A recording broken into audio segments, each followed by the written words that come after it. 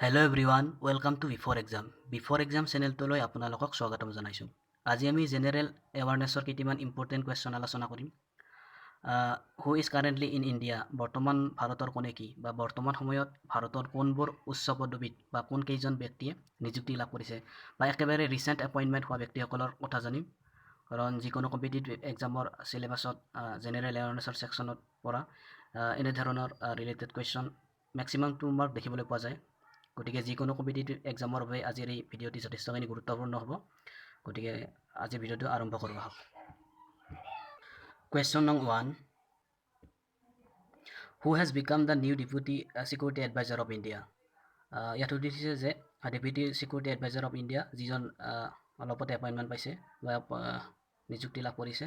গতিকে এই প্ৰশ্নটিৰ ৰাইট আনচাৰটো হ'ব অপশ্যন 1 বিক্ৰম মিশ্ৰী। বিক্ৰম মিশ্ৰী হ'ল deputy security adviser of India.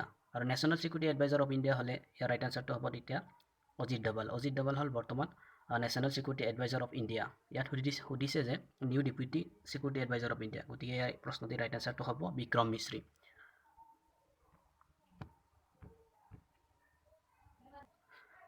Question নং 2 লৈ আহিছোঁ।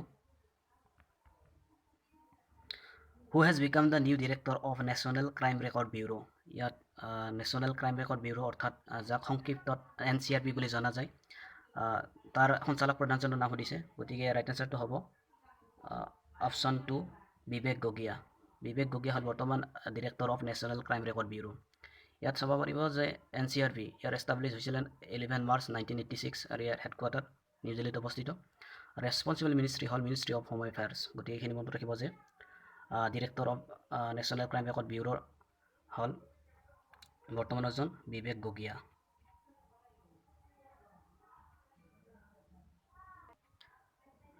থ্ৰী নং question, who is the current vice chairman of নীতি আয়োগ ইণ্ডিয়া। ইয়াত সুধিছে যে নীতি আয়োগ ইণ্ডিয়াৰ বা নীতি আয়োগৰ বৰ্তমান ভাইচ চেয়াৰমেনজন কোন। এই প্ৰশ্নটিৰ ৰাইট আনচাৰটো হ'ব ৰাজীৱ কুমাৰ।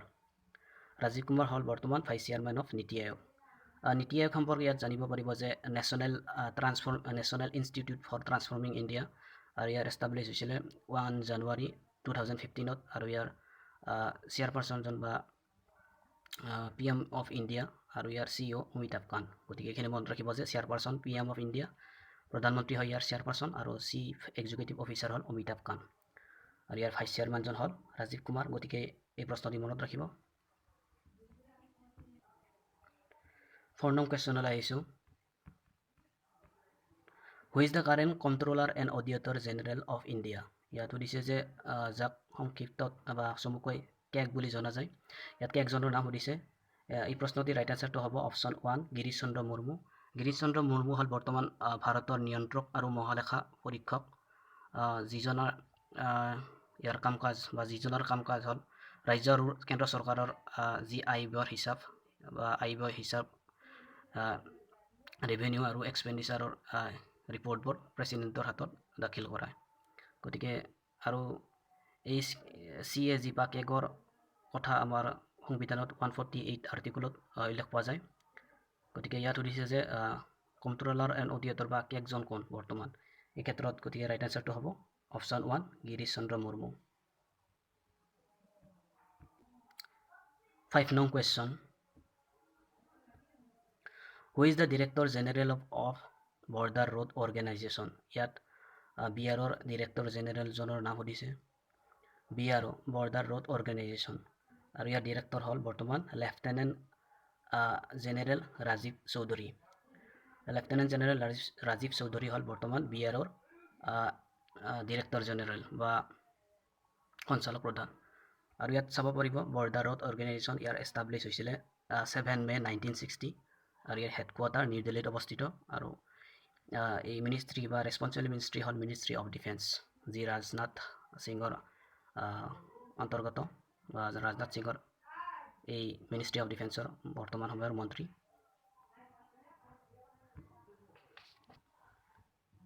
নেক্সট কুৱেশ্যনটোলৈ আহিছোঁ। হু has become the director general of narcotics control bureau'. ইয়াত সুধিছে যে চমুকৈ যাক NCB বুলি জনা যায়, দেন NCB অৰ্থাৎ নাৰ্কটিক্স কণ্ট্ৰল ব্যুৰ'ৰ সঞ্চালক প্ৰধানজন কোন। এই ক্ষেত্ৰত ইয়াৰ ৰাইট আনচাৰটো হ'ব সত্যনাৰায়ণ প্ৰধান। সত্যনাৰায়ণ প্ৰধান হ'ল বৰ্তমান NCBৰ ডিৰেক্টৰ জেনেৰেল। আৰু ইয়াত চাব পাৰিব যে NCBৰ বিষয়ে ইয়াৰ এষ্টাব্লিছমেণ্ট হৈছিলে 17 মাৰ্চ 1986 আৰু ইয়াৰ হেডকোৱাৰ্টাৰ নিউ দিল্লীত অৱস্থিত। আৰু ইয়াৰ ৰেছপঞ্চিবল মিনিষ্ট্ৰী হ'ল মিনিষ্ট্ৰী অফ হোম এফেয়াৰ্ছ। গতিকে এইখিনি মনত ৰাখিব আৰু এই প্ৰশ্নটিৰ ৰাইট এনচাৰটো হ'ব অপশ্যন 1।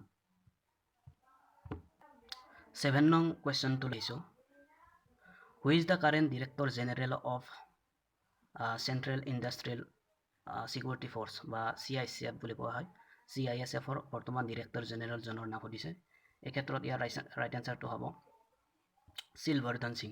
শিলবৰ্ধন সিং হ'ল বৰ্তমান CISFৰ ডিৰেক্টৰ জেনেৰেল। আৰু ইয়াত চাব পাৰিব যে চেণ্ট্ৰেল ইণ্ডাষ্ট্ৰিয়েল ছিকিউৰিটি ফ'ৰ্চ ইয়াৰ স্থাপিত হৈছিলে 10 মাৰ্চ 1969 আৰু ইয়াৰ হেডকোৱাৰ্টাৰ নিউ দিল্লীত অৱস্থিত।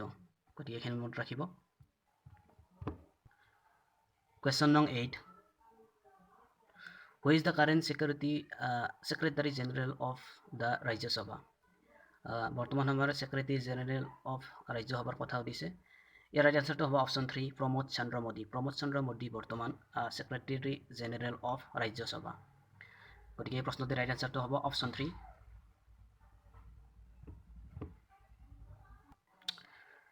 কুৱেশ্যন নং 9 লৈ আহিছোঁ।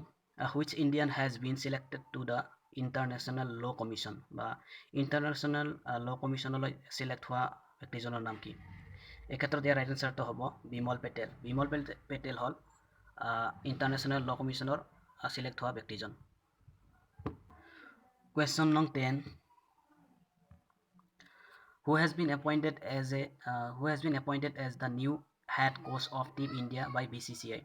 ইয়াত সুধিছে যে BCCIৰ দ্বাৰা নতুনকৈ নিযুক্তি লাভ কৰা ইয়াৰ কোচগৰাকীৰ নাম কি? এই ক্ষেত্ৰত ইয়াৰ ৰাইট এনচাৰটো হ'ব অপশ্যন 1 ৰাহুল দ্ৰাবিড়। ৰাহুল দ্ৰাবিড়ে ৰিচেণ্টলি তেওঁ BCCIৰ দ্বাৰা টিম ইণ্ডিয়াৰ কোচ হিচাপে নিযুক্তি লাভ কৰে। ইয়াত চাব পাৰিব যে BCCIৰ full form board of control for cricket in India. BCCIৰ ফুল ফৰ্মটো হ'ল board of control for cricket in India. আৰু ইয়াৰ এষ্টাব্লিছ হৈছিলে 1928 আৰু এই হেডকোৱাৰ্টাৰ মুম্বাইত অৱস্থিত বানখেৰা ষ্টেডিয়াম। আৰু ইয়াৰ বৰ্তমান সময়ৰ প্ৰেছিডেণ্ট হ'ল সৌৰভ গাংগুলী আৰু ছেক্ৰেটাৰী হ'ল জয় শাহ। গতিকে এইখিনি মনত ৰাখিব যে ইয়াৰ right এনচাৰটো option 1 Rahul Dravid. 11 question. 11 nong question. Who has been appointed as Joint Secretary in the Prime Minister Office? নতুনকৈ নিযুক্তি লাভ কৰা প্ৰাইম মিনিষ্টাৰ অফিচৰ জইণ্ট ছেক্ৰেটাৰীজনৰ নাম সুধিছে ইয়াত। এই ক্ষেত্ৰত এই প্ৰশ্নটিৰ ৰাইট এনচাৰটো হ'ব মীৰা মহন্তি। মীৰা মহন্তি হ'ল বৰ্তমান প্ৰাইম মিনিষ্টাৰ অফিচৰ জইণ্ট ছেক্ৰেটাৰী। তেওঁ ৰিচেণ্ট এপইণ্টমেণ্ট লাভ কৰিছে। গতিকে এই প্ৰশ্নটিৰ ৰাইট এনচাৰটো হ'ব অপশ্যন 1 মীৰা মহন্তি। 12 নং question. Who has become the new Director General of FICCI অৰ্থাৎ ফিক্কি বুলি জনা যায় চমুকৈ ফিক্কি। ইয়াৰ ফুল ফৰ্মটো হ'ল federation of Indian chambers of commerce and industries.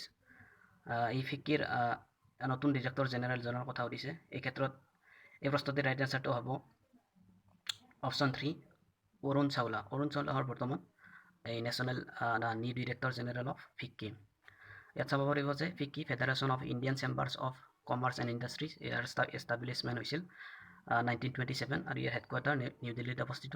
আৰু ইয়াৰ বৰ্তমান প্ৰেছিডেণ্টজন হ'ল উদ্ধৱ শংকৰ। গতিকে এইখিনি মনত ৰাখিব।